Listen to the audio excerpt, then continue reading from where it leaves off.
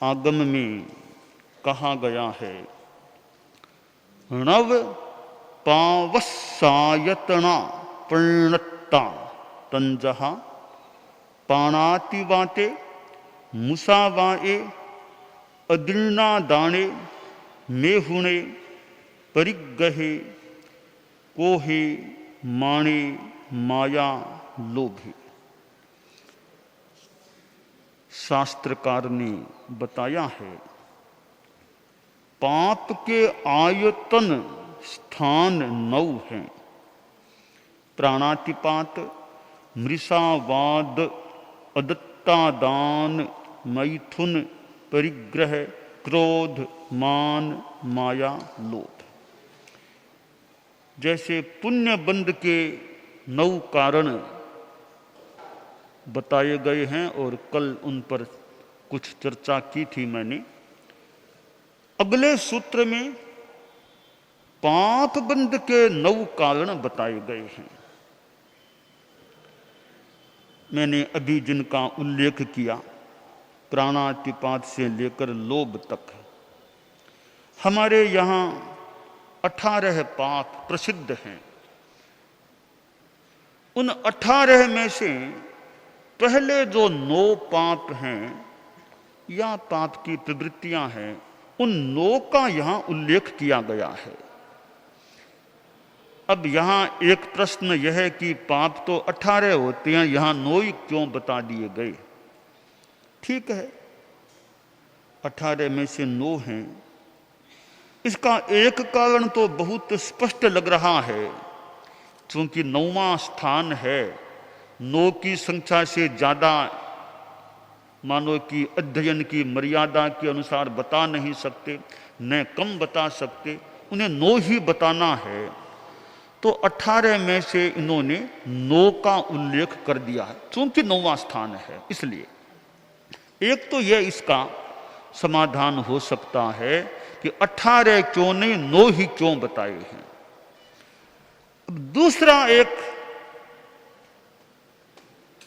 विचार यह प्रतीति में आया है कि ये 9 हैं, इन 9 के सिवाय और कोई पाप होता ही नहीं है। जो कुछ है वे इन 9 के अंतर्गत समाविष्ट हो सकते हैं। भले कलह है, कि अव्याख्यान है, कि निंदा है, वे सारे के सारे संभवतः इन 9 के अंतर्गत समाविष्ट हो सकते हैं। तो कोई यह पूछे मुझे कि 18 पापों में शॉर्ट में कुछ कहना है, सारे पाप समाविष्ट हो जाएं, कुछ शॉर्ट में कहना हो, तो मेरा यही चिंतन है कि ये 9 बता दो। इन 9 में शेष 9 भी समाविष्ट हो जाएंगे। वो इन 9 से सारा काम हो जाएगा। इन 9 का ही प्रभाव उन अन्य अगले 9 पापों में है। एक छोटी सी मैं दृष्टांत की भाषा में इस बात को प्रस्तुत करना चाहता हूं। एक राजा था, उसने एक सभागार बनवाया। जैसे यह भी एक सभागार है, तो उस राजा ने एक सुंदर सभागार का निर्माण करने का आदेश दिया और साथ में राजा ने मंत्री से कहा कि उस सभागार में वो जो दोनों ओर की, एक ओर तो मंच हो जाएगा, एक ओर दरवाजे वगैरह, दोनों ओर की दीवारें हैं, उन पर बढ़िया बढ़िया चित्रांकन होना चाहिए, सुंदर चित्रांकन होना चाहिए। यह भी तुम ध्यान दे लेना। सारा जिम्मा मंत्री का था सभागार के निर्माण का।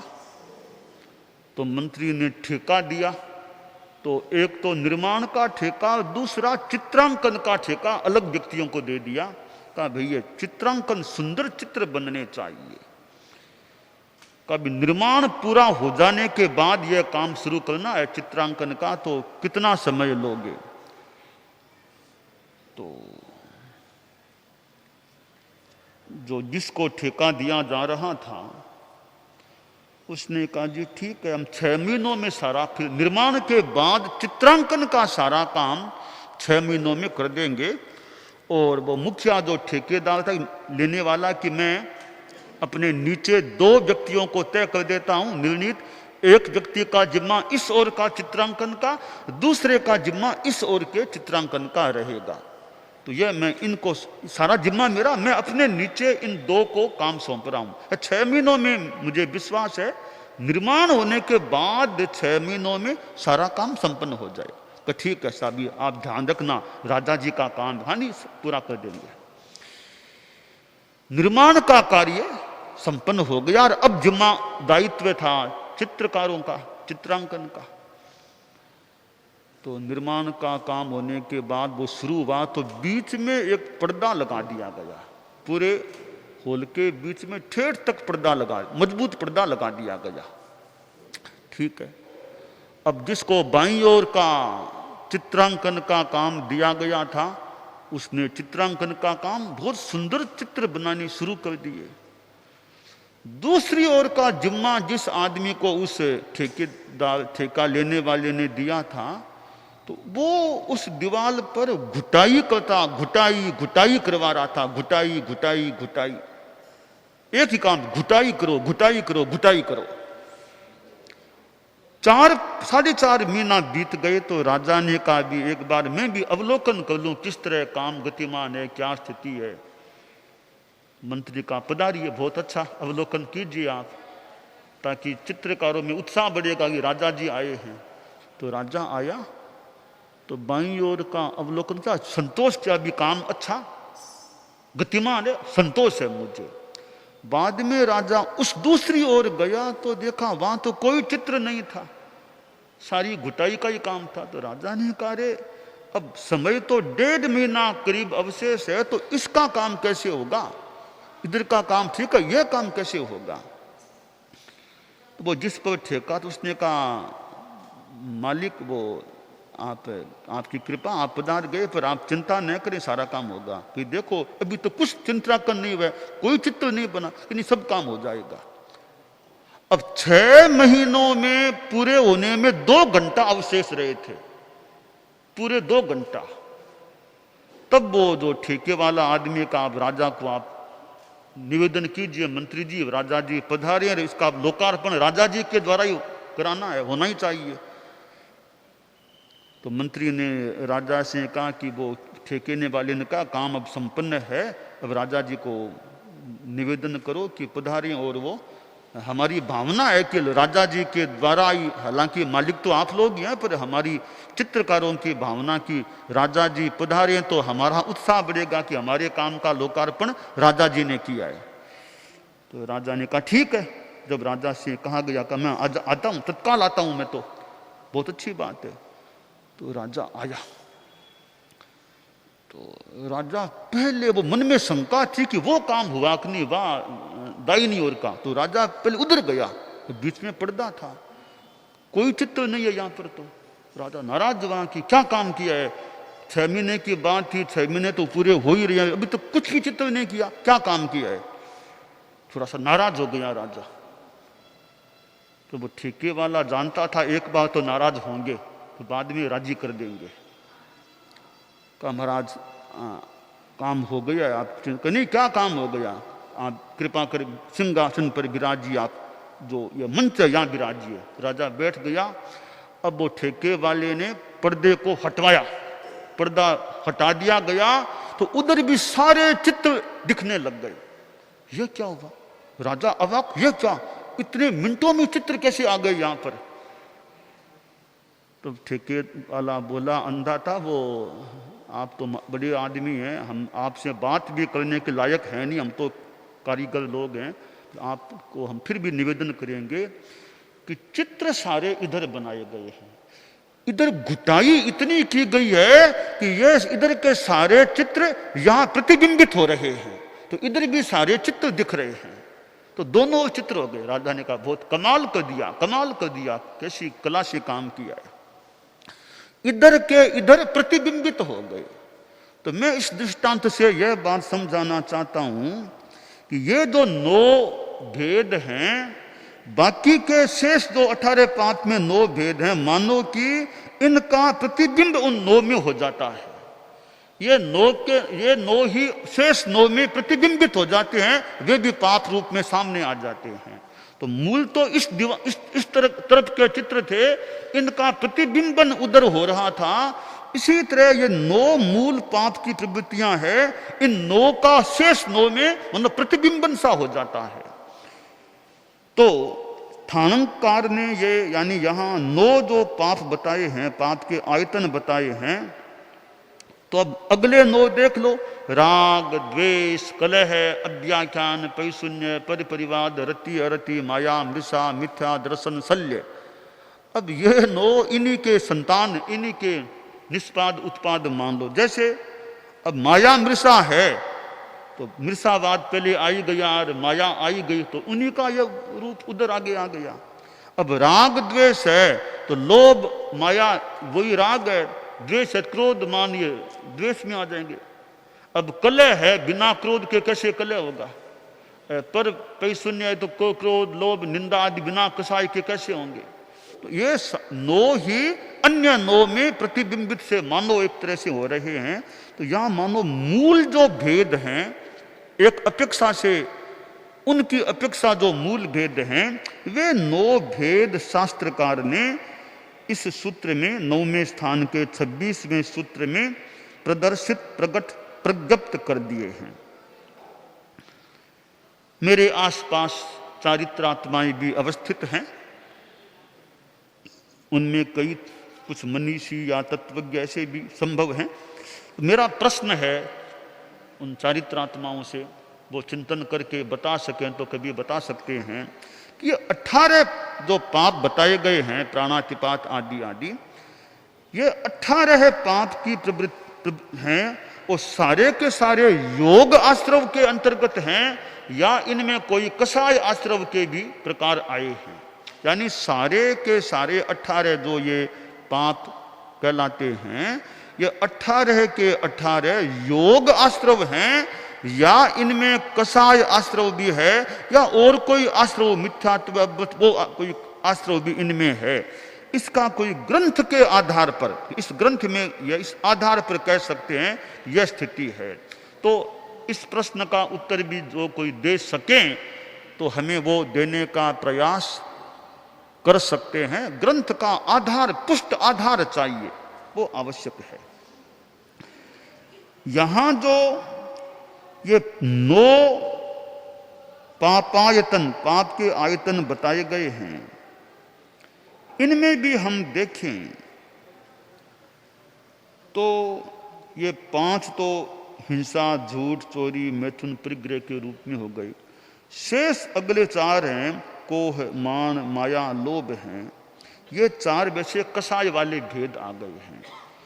तो ये प्राणातिपात आदि 5 हैं। इन 9 में भी और गहराई में जाएं तो 5 तो कार्य हैं, वो 4 मानो कारण हैं। 4 जो ये कोह, मान, माया, लोभ है, ये मूल कारण हैं। इनसे प्राणातिपात, मृषावाद, अदत्तादान, मैथुन, परिग्रह मानो निष्पन्न हो। यह भी एक कल्पना की जा सकती है कि 9 में यूं कर दें, ऊपर 5 नीचे 4, तो 4 एक तरह से आधार हैं, 5 एक तरह से आधेय हैं। अगर ये 4 समाप्त हो जाएं, कोहे, माने, माया, लोभे, क्रोध, मान, माया, लोभ, ये 4 अगर आधार समाप्त हो जाएं, न तो प्राणातिपात पाप बचेगा, न मृषावाद कोई 5 ये आश्रव हैं, यानी प्राणातिपात, मृषावाद, अदत्तादान, मैथुन, परिग्रह, ये 5 ही नहीं बचेंगे। यानी इन 5 को आधार देने वाले ये 4 हैं, कोह, मान, माया, लोभ। ये हैं तो प्राणातिपात आदि हैं, ये नहीं हैं 4 तो प्राणातिपात आदि फिर नहीं हो सकते। एक संदर्भ में यह कल्पना भी मेरे मन में आई है। तो 4 ये मूल हैं। तो इस कुल मिलाकर के यह कह दें, 18 में संक्षेप करें तो पाप 9 है, 9 में और संक्षेप करें तो ये 4 हैं, और इन 4 में भी संक्षेप करना हो तो 2 को ही कह दें, राग, द्वेष। इन राग और द्वेष में 18 ही पाप समाविष्ट हो सकते हैं। ये जो 9 पाप के आयतन कारण बताए गए हैं, अब देखिए 3 चीजें हैं। एक तो प्राणातिपात पापस्थान, पहली बात। दूसरी है प्राणातिपात की प्रवृत्ति,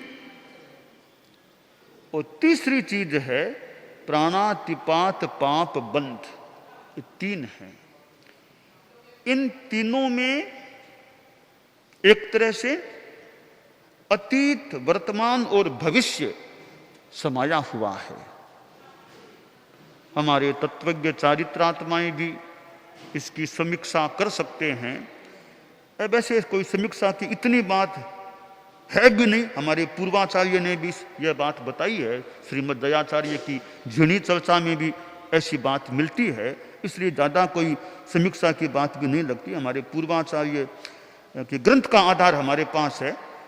तो प्राणातिपात पापस्थान पहली बात। नंबर 2 प्राणातिपात की प्रवृत्ति, और नंबर 3 प्राणातिपात पाप बंध। कोई शब्दों का अंतर हो सकता है, भावना वो है। तो अब मैंने कहा अतीत, वर्तमान और भविष्य, इन 3, यह जो मेरी बात है अतीत, वर्तमान और भविष्य, इस पर कोई समीक्षा, चिंतन, मनन हमारे तत्वज्ञ कर सकते हैं। तो मेरा यह है कि यह जैसे प्राणातिपात पापस्थान, यानी तो पहले से मोहनीय कर्म के अंतर्गत बंधा हुआ है, उसके कारण से जीव प्राणातिपात की प्रवृत्ति करता है। तो प्राणातिपात पापस्थान अतीत से जुड़ा हुआ हो जाता है। वर्तमान में जीव हिंसा कर रहा है, प्रवृत्ति कर रहा है प्राणातिपात की, वह उसका वर्तमान है। अब उस प्राणातिपात की प्रवृत्ति से जो कर्म का बंध होगा, पाप का बंध होगा, उसका भविष्य में फल मिलने की बात। इसलिए वो तीसरा जो है प्राणातिपात पाप बंध, वो भविष्य के साथ यूं इस रूप में जुड़ जाता है। तो हम 18 पापों में भूत, वर्तमान और भविष्य, इन तीनों कालों को भी जोड़ सकते हैं।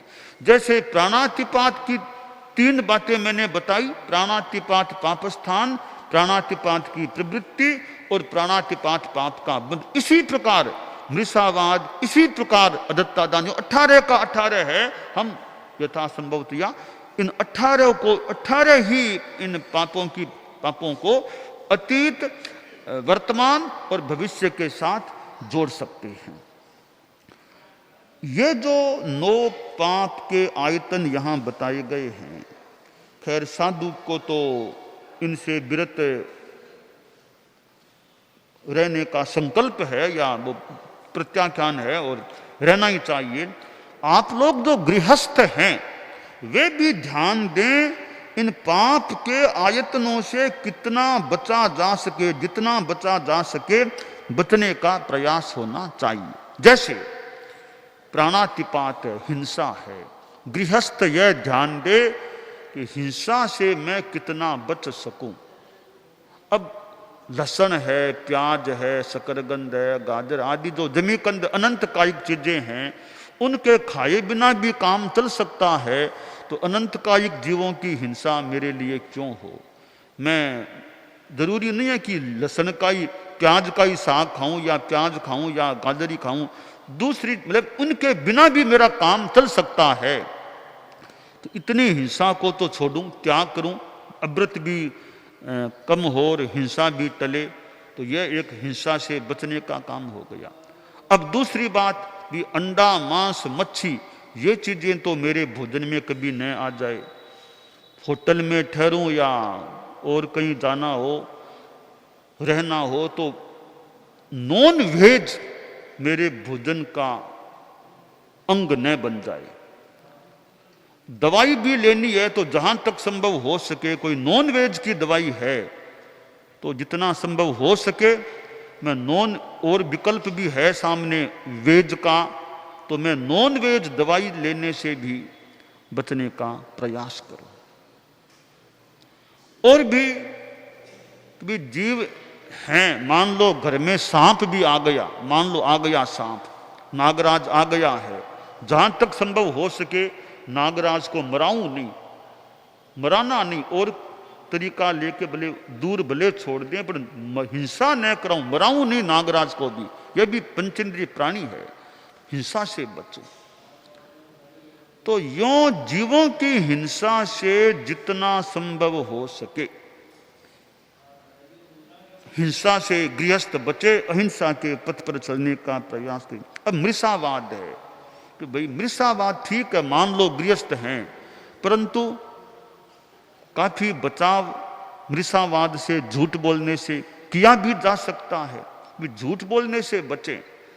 चाहे व्यवसाय है कि लेन देन कोई व्यवहार है कि है वो बात है, अब झूठ क्यों बोले। तो प्रयास यह रहे कि भाई झूठ बात कहने से बचें, झूठ बात लिखने से बचें, लेखा पढ़ी भी झूठ नहीं, जितना संभव हो सके गृहस्थ भी झूठ से बचे। हंसी मजाक में झूठ बोलना कोई जरूरी तो नहीं है ना, मित्रों से बात हो रही है तो हंसी मजाक में कोई झूठ बोलना तो जरूरी है क्या, क्योंकि कम से कम हंसी मजाक में तो झूठ न बोले, उसमें क्या अपेक्षा झूठ बोलने।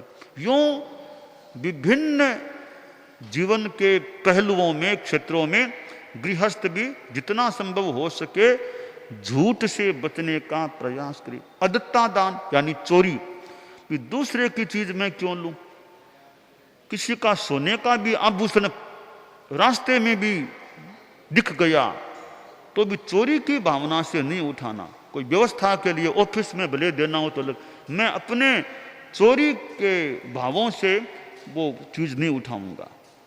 तो चोरी से बचे आदमी, किसी ने विश्वास करके कोई चीज दी थी, रखी ये रख लो, बाद में कहा नहीं आपने कब दी थी मुझको, मुकर गया, इनकार हो गया, धन का लोभ आ गया रखने का।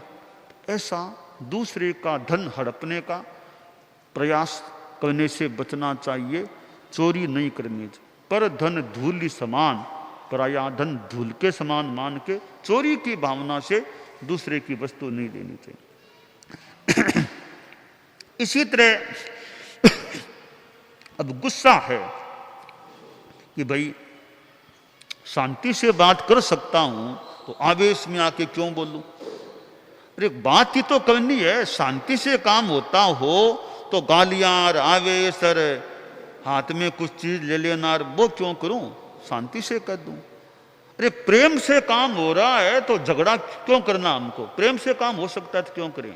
हाँ कदाचित लगे कुछ करना ही पड़ेगा कड़ा, मान लो कुछ कड़ा करना पड़े, बाकी मृदुता से शांति से काम हो सकता है तो गुस्से का पाप नहीं लगाना चाहिए। आदमी को गुस्सा, और लगभग तो गुस्सा काम का है ही नहीं, लगभग संदर्भों में तो गुस्सा काम, आवेश यानी वो भीतर का आवेश काम का है ही नहीं।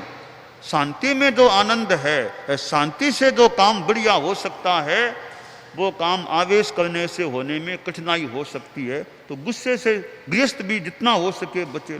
फिर मान भी तो घमंड किस बात का करना है, तुम्हारे पास पैसा है, मान लो तुम गृहस्थ और बहुत पैसा है तो पैसे का घमंड क्यों करते हो। पुण्य का योग मान लो, जो भी योग, पैसा इतना हो गया, इतना लक्ष्मी संपन्न तुम बन गए हो, घमंड मत करो, क्योंकि घमंड पाप भी है। लक्ष्मी का पैसे का क्या भरोसा, आज है कल पता नहीं कितना रहेगा कितना, ऐसा चक्र घूमता है, आदमी ऊपर का नीचे आ जाता है, करोड़पति रोड़पति बन जाए तो। इसलिए पैसे का आप लोग यह चिंतन रखें कि घमंड नहीं करना। ठीक है पैसा तो पैसे का घमंड भी नहीं करना, पैसे से अति आसक्ति भी नहीं रखना और पैसे का दुरुपयोग भी नहीं करना। तो यूं अहंकार से आदमी बचे। माया, यह झूठ और माया भी, माया से जितना हो सके बचें, सरलता से पेश आए, व्यवहार में सरलता रखें। वो कहना कुछ, करना कुछ, दिखाना कुछ, देना कुछ, दाव घाव इधर उधर का सारा, इनसे आदमी साफ सुथरा व्यवहार रहे। छल कपट माया वंचना से गृहस्थ भी जितना संभव हो सके ज्यादा से ज्यादा बचने का प्रयास करे, ज्यादा लोभ लालच न रखे। तो गृहस्थ भी ये 9 पापायतन, पाप के आयतन शास्त्रकार ने बताए हैं, इनके सेवन से बचने का प्रयास करे ताकि आत्मा का कल्याण यानी आत्मा पाप से बच सके, यह काम्य है।